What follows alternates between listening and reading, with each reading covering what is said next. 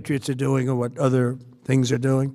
The situation was very quickly approaching the point of no return, and the United States found it intolerable, in my opinion, based on what Steve and Jared and Pete and others were telling me, Marco, so involved, that I thought that they were going to attack us. I thought they would, if we didn't do this at the time we did it, I think they had in mind to attack us. And if you notice, they did something which was very foolish, very stupid, I would say.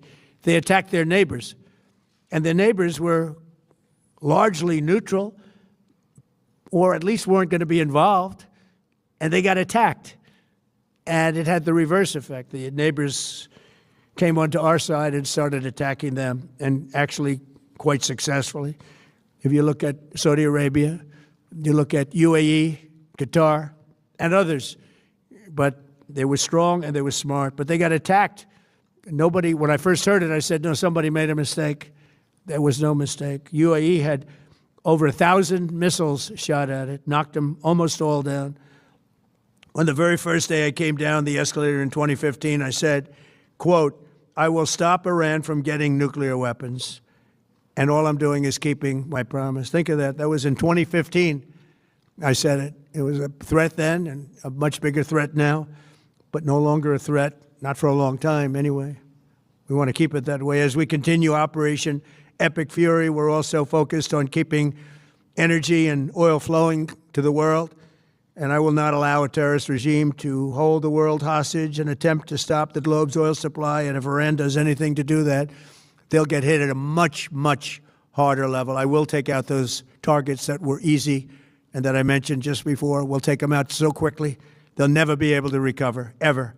If they want to play that game, they better not play that game. In the long run, oil supplies will be dramatically more secure without the threat of Iranian ships, drones, missiles, nuclear menace, or anything. So the Strait of Hormuz is going to remain safe. We have a lot of Navy ships there. We have the best equipment in the world, inspecting for mines.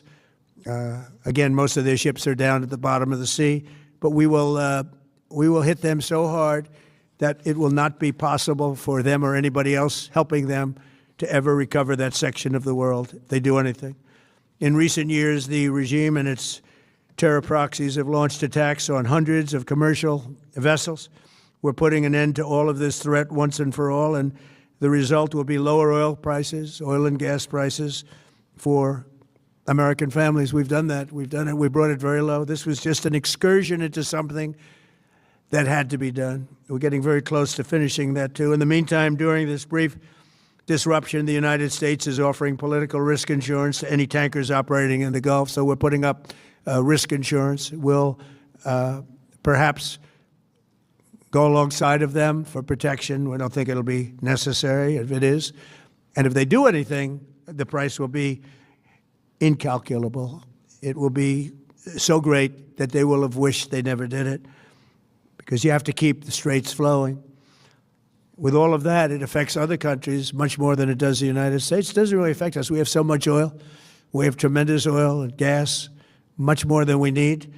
We have Venezuela now as our new partner, great partner. They've worked out so wonderful. We're working with the administration, the president, and it's a massive source of oil, gas, everything. But we're in a very good position, but very unfair to other parts of the world, like China as an example. I mean, we're doing this for the other parts of the world, including countries like China. They get a lot of their oil through the straits. So we're doing this. We have a very good relationship with President Xi in China. I'm going there in a short period of time, and we're protecting the world from what these lunatics are trying to do, and very successfully, I might add. We're also waiving certain oil-related sanctions to reduce prices. So we have sanctions on some countries. We're going to take those sanctions off till this straightens out. Then who knows, maybe we won't have to put them on. There'll be so much peace. But when the time comes, the U.S. Navy and its partners will escort tankers through the Strait